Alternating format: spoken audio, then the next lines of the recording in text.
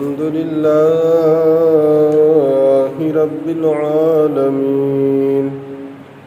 والعاقبة للمتقين والصلاة والسلام على سيد الأنبياء والمرسلين وعلى آله وأصحابه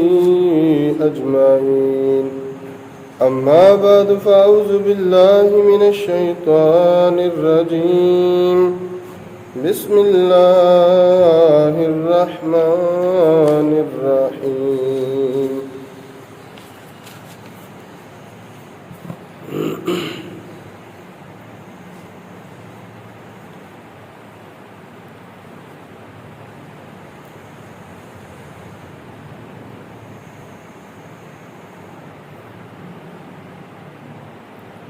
وما أرسلناك إلا رحمة للعالمين صدق الله العظيم وقال الله تبارك وتعالى في شان حبيبه مخبرا وآمرا إن الله وملائكته يصلون على النبي يا أيها الذين آمنوا صلوا عليه وسلموا تسليما الصلاة والسلام عليك يا رسول الله وعلى آلك وصحابك يا حبيب الله الصلاة والسلام عليك يا نور الله وعلى آلك وصحابك يا خاتم النبيين الصلاة والسلام عليك يا نبي الله وعلى آلك وصحابك يا رحمة للعالمين اللہ تبارک و تعالیٰ کی حمد و ثنا اور اس کے پیارے محبوب مکرم شفیع معظم نبی محتشم حضور احمد مجتبی محمد مصطفیٰ صلی اللہ علیہ وسلم کی بارگاہ میں درود و سلام کا نذرانہ عقیدتاً محبتاً پیش کرنے کے بعد حضرات گرامی قدر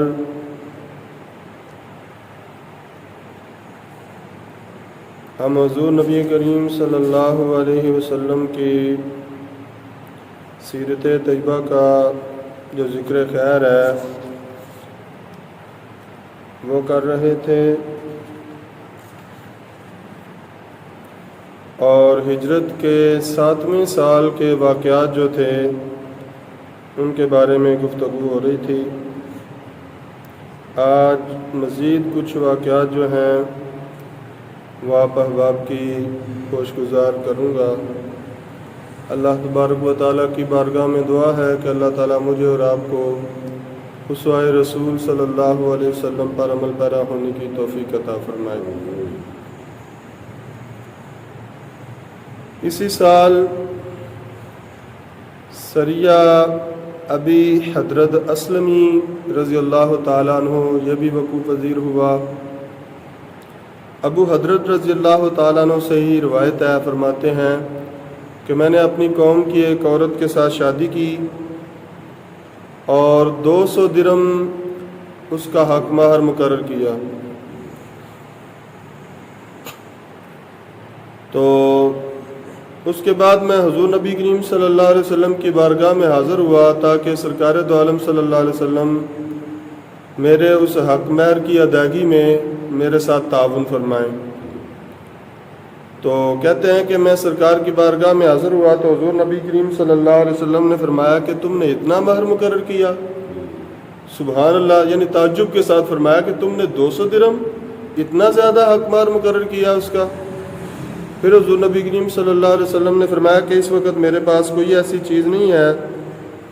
کہ جس کے ذریعے میں تمہاری مدد کروں اور تمہارا یہ حق مار جو ہے وہ ادا ہو جائے۔ کہتے ہیں کہ میں چند روز ٹھہرا رہا، انتظار کیا میں نے۔ پھر بنی جشم قبیلہ جو تھا اس کا ایک آدمی رفاع بن قیس جو ہے وہ آیا، اور اس کے ساتھ اس کا بہت بڑا قبیلہ تھا۔ ان لوگوں نے آ کر الغابہ کے مقام پر قیام کیا۔ اس کے بعد اس کا یہ ارادہ تھا کہ کسی اور قبیلے کو بھی ساتھ ملائے اور اس کو ساتھ ملا کے وہ حضور نبی کریم صلی اللہ علیہ وسلم پر حملہ آور ہو مدینہ طیبہ پر۔ تو نبی کریم صلی اللہ علیہ وسلم نے حضرت ابو حضرت فرماتے ہیں مجھے اور 2 مسلمانوں کو یاد فرمایا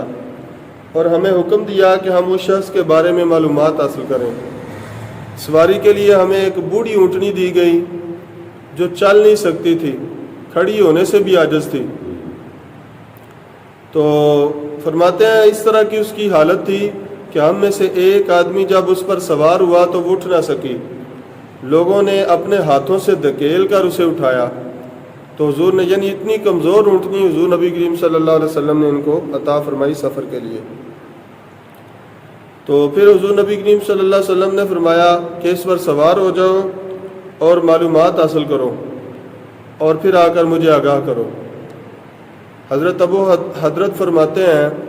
کہ ہمارے ساتھ تیر کمان اور تلواریں تھیں۔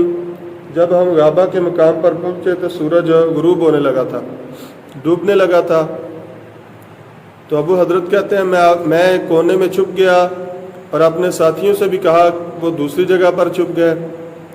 دوسری طرف، اور میں نے ان سے کہا کہ جب میں نعرہ تکبیر کہہ کر دوڑوں تو پھر قبیلے پر حملہ کروں تو تم بھی میرے ساتھ مل کر نعرہ تکبیر لگاتے ہوئے ان پر حملہ آور ہونا۔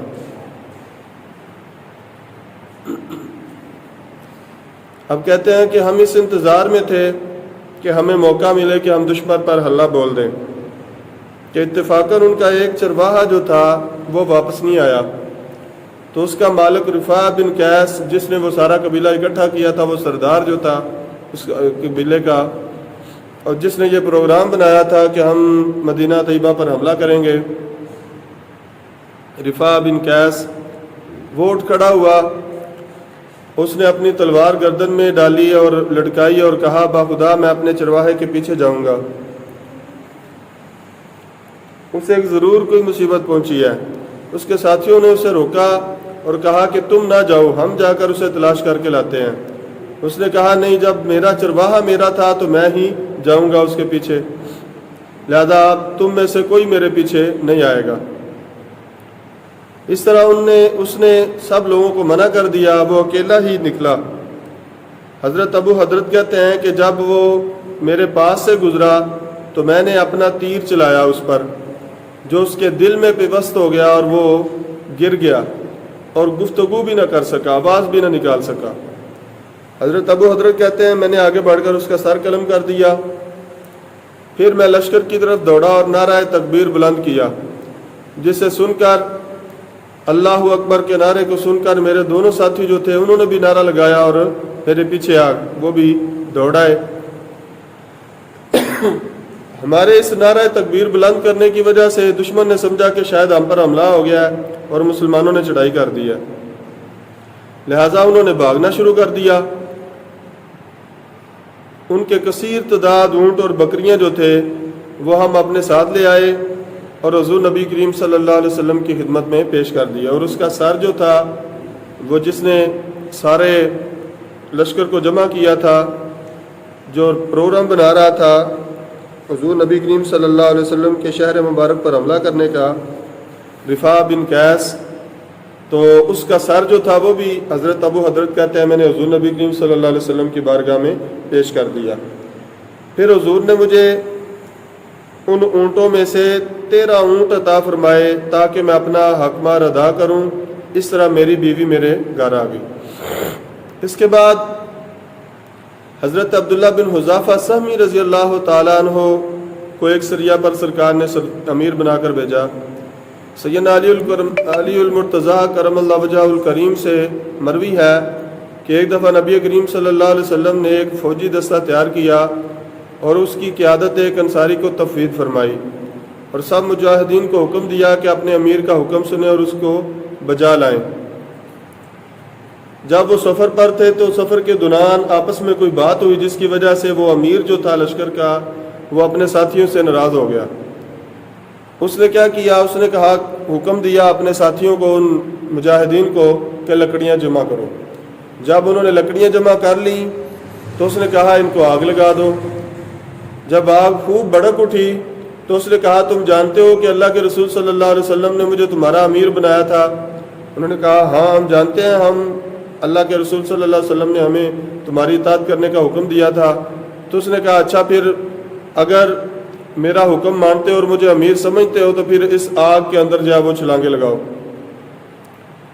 اب وہ سب لوگ جو تھے وہ حیران ہو گئے، ششدر رہ گئے اور ایک دوسرے کی طرف تکنے لگے۔ آخر کار انہوں نے کہا کہ ہم نے سرکار دو عالم صلی اللہ علیہ وسلم کا دامن اس لیے پکڑا تھا کہ ہمیں آگ کے عذاب سے رہائی ملے۔ ہم نے حضور کا دامن اس لیے پکڑا تھا تاکہ ہمیں آگ سے رہائی ملے، اور تم اگر پھر بھی ہمیں آگ میں جلنا ہے تو پھر حضور کی غلامی اختیار کرنے کا کیا فائدہ؟ یعنی ہم نے تو آگ سے بچنے کے لیے سرکار کی غلامی کی تھی، آپ صلی اللہ علیہ وسلم کا کلمہ پڑھا تھا، اور اگر پھر دوبارہ ہمیں لوٹ کر آگ کی طرف ہی جانا تھا اور آگ میں ہی جلنا تھا تو ہمیں کلمہ پڑھنے کا کیا فائدہ؟ لہٰذا انہوں نے اس کا حکم ماننے سے انکار کر دیا۔ جب واپس آئے تو حضور نبی کریم صلی اللہ علیہ وسلم کی بارگاہ میں حاضر ہوئے، وہ سارا واقعہ عرض کیا تو حضور نبی کریم صلی اللہ علیہ وسلم نے فرمایا اگر تم اس کے حکم کی تعمیل کرتے اور آگ میں داخل ہو جاتے تو پھر تمہیں آگ سے نکلنا کبھی بھی نصیب نہ ہوتا۔ یعنی یہ کیا تھی؟ خودکشی تھی۔ پھر اس کے بعد حضور نبی کریم صلی اللہ علیہ وسلم نے ایک اہم حکم جو ہے وہ ارشاد فرمایا انما الطاعۃ فی المعروف، یعنی تم پر حاکم کی ہر حکم کی تعمیل لازمی نہیں ہے، بلکہ صرف اچھے اور صحیح احکام کی بجا آوری لانا جو ہے وہ ضروری ہے۔ ہر حکم کی اطاعت جو ہے وہ فرض نہیں ہے، صرف وہ احکامات، وہ حکم کے جو اللہ اور اس کے رسول کے حکم کے مطابق ہے، اس حکم کی اتباع اور فرما برداری کرنا لازم ہے، جو اسلام کے مطابق ہے، موافق ہے۔ جو اسلام کے مخالف ہے اس کی فرما برداری کرنا لازمی نہیں ہے۔ اس کے علاوہ اور بھی چھوٹے چھوٹے سریات ہیں جو حضور نبی کریم صلی اللہ علیہ وسلم نے ہجرت کے 7ویں سال میں مختلف جو ہے وہ قبائل یا علاقے ان کی طرف بھیجے۔ غزوہ ذات الرقاع ان سب میں تھوڑا اہم ہے کہ یہ حضور نبی کریم صلی اللہ علیہ وسلم کو خود اس پر جانا پڑا، اس مہم پر جانا پڑا، اور سفر کی تکالیف جو ہے ان کو برداشت کرنا پڑا۔ ذات الرقاع اس غزوہ کی وجہ تسمیہ جو ہے وہ حضرت ابو موسیٰ اشعری رضی اللہ تعالیٰ عنہ بیان کرتے ہوئے فرماتے ہیں کہ چلنے کی وجہ سے، پیدل چلنے کی وجہ سے ہمارے پاؤں میں زخم ہو گیا، یہاں تک کہ حضرت ابو موسیٰ اشعری فرماتے ہیں کہ میرے پاؤں کے ناخن بھی اتر گیا، اور ان زخموں پر ہم نے چیتھڑے لپیٹ لیے، اس وجہ سے اس غزوہ کو ذات الرقاع کہتے ہیں۔ یعنی زخم جو ہوئے تھے پاؤں کے، ان زخموں کو ان کی حفاظت کے لیے اور مزید زخموں سے بچنے کے لیے ہم نے اپنے پاؤں پر جو چیتھڑے لپیٹے تھے، اس وجہ سے اس غزوہ کو ذات الرقاع کہتے ہیں۔ اسی موقع پر حضور نبی کریم صلی اللہ علیہ وسلم کا لشکر جو ہے اس کی مقابلہ ہوا بنو غطفان کے گروہ سے، لیکن دونوں گروہوں نے، مسلمانوں نے بھی اور بنو غطفان نے بھی ایک دوسرے پر حملہ کرنے سے اعتراض کیا۔ اس استثناء میں نماز کا وقت ہو گیا، نماز ظہر ادا کی، حضور نبی کریم صلی اللہ علیہ وسلم نے جماعت کرائی اور تمام مسلمانوں نے سرکار کی اقتداء میں نماز پڑھی۔ نماز پڑھ رہے تھے تو ان لوگوں نے جب دیکھا نا مسلمانوں کو نماز پڑھتے ہوئے تو انہوں نے کہا کہ ہمارے پاس موقع تھا، ہم ان پر حملہ کرتے اور ان کو شہید کر دیتے، ہلاک کر دیتے۔ تو ان میں سے ایک آدمی بولا اور اس نے کہا بنو غطفان میں سے کہ تمہیں پریشان ہونے کی ضرورت نہیں ہے، ابھی ایک اور نماز آنے والی ہے جو ان کو اپنے جگر کے ٹکڑوں سے بھی زیادہ محبوب اور پیاری ہے، یعنی نماز عصر آنے والی ہے جو ان کو اپنی اولادوں سے بھی زیادہ محبوب اور پیاری ہے، تو اس وقت تم اپنے دل کے ارمان جو ہے وہ پورے کر لینا۔ تو جب عصر کا وقت ہوا، نماز عصر ادا کرنے کا وقت ہوا، تو حضور نبی کریم صلی اللہ علیہ وسلم کی خدمت میں حضرت جبریل امین علیہ السلام تشریف لے آئے اور اللہ تبارک و تعالیٰ کا پیغام لے آئے کہ اے پیارے محبوب صلی اللہ علیہ وسلم، دشمن آپ پر حملہ کرنا چاہتے ہیں، لہذا آپ احتیاط کریں اور صلاۃ الخوف کے طریقے پر نماز کو ادا فرمائیں۔ تو پھر حضور نبی کریم صلی اللہ علیہ وسلم نے صلاۃ الخوف کے طریقے پر ہی جو ہے وہ نماز جو ہے وہ ادا کی، اور اس طرح دشمن جو ہے وہ اپنے منصوبوں کو عملی جامہ پہنانے میں ناکام رہا۔ پھر حضور نبی کریم صلی اللہ علیہ وسلم نے مدینہ طیبہ کی طرف واپسی کا عزم فرمایا اور جعال نامی ایک شخص کو مدینہ روانہ کیا تاکہ اہل مدینہ کو خوشخبری سنائے کہ لشکر اسلام بخیر و عافیت جو ہے وہ واپس آ رہا ہے۔ حضور نبی کریم صلی اللہ علیہ وسلم اس سفر میں تقریباً 15 دن مدینہ طیبہ سے باہر رہے، غزوہ ذات الرقاع کے موقع پر، اور اس سفر میں اتنے معجزات رونما ہوئے کہ اس غزوہ کا ایک نام غزوۃ الاعاجیب بھی ہے، یعنی عجیب و غریب واقعات جس میں رونما ہوئے، مختلف معجزات سرکار کے جو تھے وہ وقوع پذیر ہوئے، تو ان معجزات کی وجہ سے اس کو غزوۃ الاعاجیب بھی کہا جاتا ہے، غزوہ ذات الرقاع کو۔ امام بخاری اور امام مسلم نے اپنی صحیحین میں یہ واقعہ نقل کیا ہے کہ واپسی کے وقت ایک روز قیلولہ کرنے کے لیے حضور نبی کریم صلی اللہ علیہ وسلم اپنے مجاہدین کے ساتھ سواریوں سے اترے، اور جہاں کسی کو سایہ ملا وہ اس کے نیچے لیٹ گیا آرام کرنے کے لیے، دوپہر کا وقت تھا، تو جہاں کسی کو سایہ نظر آیا، جھاڑیاں تھیں، درخت تھے، تو ان کے نیچے وہ جو ہے لوگ آرام کرنے کے لیے لیٹ گئے۔ حضور نبی کریم صلی اللہ علیہ وسلم بھی ایک درخت کے نیچے آرام فرمانے لگے اور اپنی تلوار جو تھی اس کو درخت کے ساتھ لٹکا دیا۔ اب سب لوگ جو تھے وہ سوئے ہوئے تھے، اچانک حضور نبی کریم صلی اللہ علیہ وسلم کی آواز بلند ہوئی، اور حضور نبی کریم صلی اللہ علیہ وسلم سب اپنے صحابہ کو، سب مجاہدین کو اپنے پاس بلا رہے تھے۔ تو صحابہ کہتے ہیں جب ہم حضور نبی کریم صلی اللہ علیہ وسلم کے پاس پہنچے تو دیکھا کہ حضور کے قریب ایک بدو بیٹھا ہوا ہے۔ حضور نے فرمایا کہ میں سو رہا تھا، یہ بدو آیا اور میری تلوار نیام سے نکال لی، میں جاگا تو یہ برہنہ تلوار لہرا رہا تھا اور یہ کہنے لگا بتاؤ اے محمد صلی اللہ علیہ وسلم میری تلوار سے آپ کو کون بچائے گا؟ اس نے کہا، اس بدو نے، کیا محمد صلی اللہ علیہ وسلم بتائیے آپ کو میری تلوار سے کون بچائے گا؟ تو حضور نبی کریم صلی اللہ علیہ وسلم فرماتے ہیں میں نے جواب دیا مجھے تم سے اللہ بچائے گا، مجھے تم سے اللہ بچائے گا۔ پھر اس نے سوال کیا تو حضور فرماتے ہیں میں نے وہی جواب دیا کہ مجھے تم سے اللہ بچائے گا۔ جب تیسری بار اس نے سوال دہرایا تو حضور نبی کریم صلی اللہ علیہ وسلم فرماتے ہیں کہ میں نے جواب دیا کہ مجھے تم سے اللہ بچائے گا۔ تو اس جواب میں اتنا رعب اور دبدبہ تھا کہ وہ تلوار جو تھی وہ اس کے ہاتھ سے نیچے گر پڑی۔ تو حضور نبی کریم صلی اللہ علیہ وسلم نے وہ تلوار اٹھا لی اپنی، اور تلوار اٹھا کر حضور نبی کریم صلی اللہ علیہ وسلم نے فرمایا اب بتاؤ تمہیں مجھ سے کون بچائے گا؟ جب اس نے یہ بات سنی نا تو اس نے کہا کہ اب مجھے آپ سے بچانے والا کوئی نہیں ہے، مجھے آپ سے بچانے والا کوئی نہیں ہے۔ اس پر حضور نبی کریم صلی اللہ علیہ وسلم نے اس کو معاف فرما دیا، اس کو معاف فرما دیا اور رہا فرما دیا۔ ہاں جی، تو حضور نبی کریم صلی اللہ علیہ وسلم نے اس کو معاف فرما دیا اور اس کو آزادی عطا فرما دی، رہا کر دیا۔ ایک یہ بھی واقعہ اس سے پہلے بھی غالباً 4 یا 5ویں سال ہجرت کے جو ہے وہ ایک واقعہ اور بھی تھا، وہ بھی اسی طریقے پر تھا، وہ بھی اسی طریقے پر تھا۔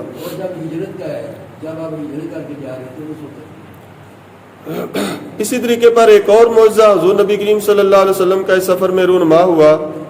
جب حرہ باقم کے مقام پر لشکر اسلام پہنچا تو ایک عورت جو تھی نا وہ اپنے بچے کو لے کر حاضر ہوئی حضور نبی کریم صلی اللہ علیہ وسلم کی خدمت میں اور عرض کرنے لگی یا رسول اللہ یہ میرا بیٹا ہے، اس پر شیطان کا اثر ہے، یہ میرا بیٹا ہے، اس پر شیطان کا اثر ہے۔ تو حضور نبی کریم صلی اللہ علیہ وسلم نے فرمایا بچے سے کہ منہ کھولو۔ اس نے منہ کھولا تو حضور نبی کریم صلی اللہ علیہ وسلم نے اس بچے کے منہ میں اپنا لعاب دہن ڈالا، اس بچے کے منہ میں اپنا لعاب دہن ڈالا اور زبان سے یہ حکم ارشاد فرمایا اکسا عدو اللہ انا رسول اللہ۔ حضور نبی کریم صلی اللہ علیہ وسلم نے فرمایا اللہ کے دشمن دور ہو جا، میں اللہ کا رسول ہوں۔ یہ کلمات حضور نبی کریم صلی اللہ علیہ وسلم نے 3 بار دہرائے اور اس کی ماں کو فرمایا اب بے فکر ہو جاؤ، اب اس شیطان کی مجال نہیں ہے کہ دوبارہ اس بچے کو پریشان کرے، اب اس شیطان کی مجال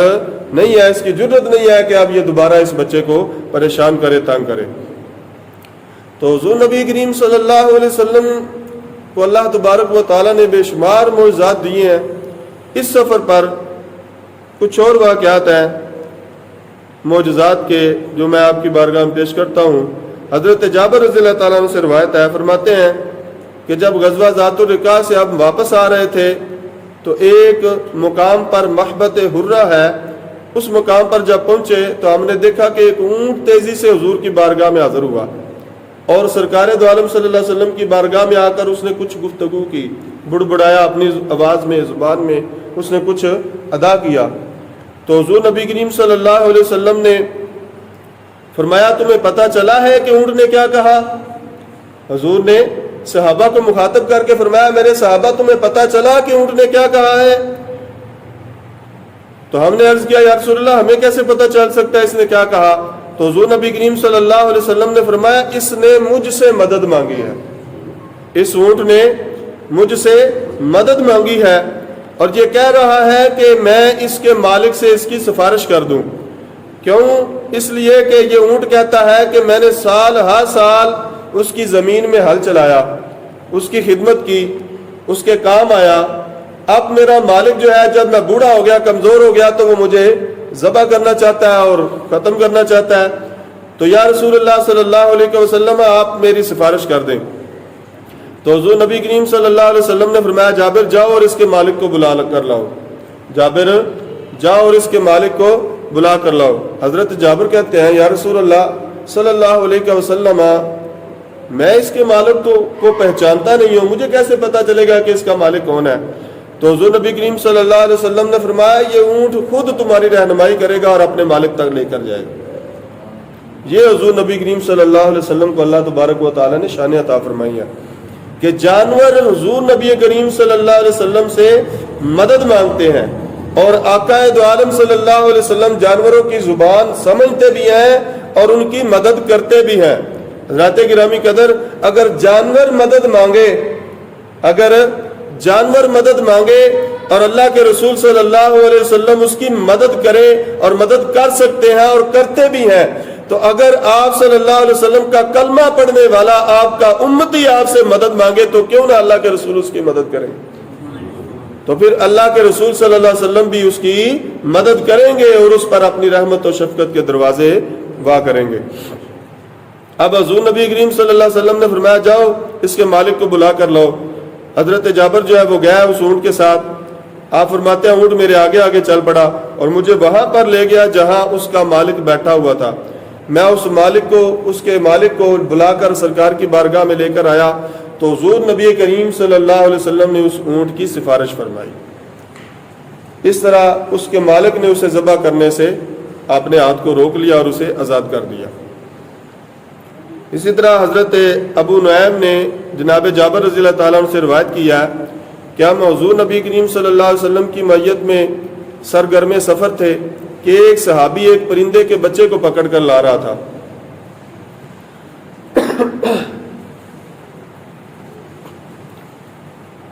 حضور نبی کریم صلی اللہ علیہ وسلم اس کو دیکھ رہے تھے، اس بچے کی ماں اور باپ اپنے بچے پر جپٹ رہے تھے، یہاں تک کہ انہوں نے اپنے اس پکڑنے والے کو جس نے ان جانوروں کے ان پرندوں کے بچوں کو پکڑا ہوا تھا اس کے سامنے اپنے آپ کو ڈال دیا، لہٰذا اس نے ان دونوں پرندوں کو بھی پکڑ لیا۔ حضور نبی کریم صلی اللہ علیہ وسلم بھی دیکھ رہے تھے اور صحابہ بھی ان پرندوں کے بچوں کو دیکھ کر اور ان پرندوں کے عمل کو دیکھ کر حیران و پریشان تھے۔ حضور نبی کریم صلی اللہ علیہ وسلم نے ارشاد فرمایا، اتعجبون من هذه الطائر اخذتم فرخه وطرح نفسه رحمتا بفرخه واللہ لربکم ارحم بکم من هذا الطائر۔ حضور نبی کریم صلی اللہ علیہ وسلم نے ارشاد فرمایا، اے لوگو، تم اس پرندے کو دیکھ کر حیران ہو رہے ہو کہ تم نے اس کا بچہ پکڑا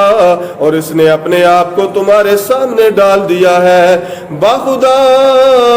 تمہارا رب اس پرندے سے بھی زیادہ تم پر رحم فرمانے والا ہے، تمہارا رب اس پرندے سے بھی زیادہ تم پر رحم فرمانے والا ہے۔ اسی طرح حضرت جابر رضی اللہ تعالیٰ عنہ فرماتے ہیں کہ اثناء سفر میں حضور نبی کریم صلی اللہ علیہ وسلم کا گزر کفار کے ایک نخلستان سے ہوا۔ یہ واقعہ انہوں نے دوبارہ پھر ذکر کر دیا، پیچھے بھی غالباً ہجرت کے 4تھے سال میں یا 5ویں سال میں ہم یہ بیان کر چکے ہیں،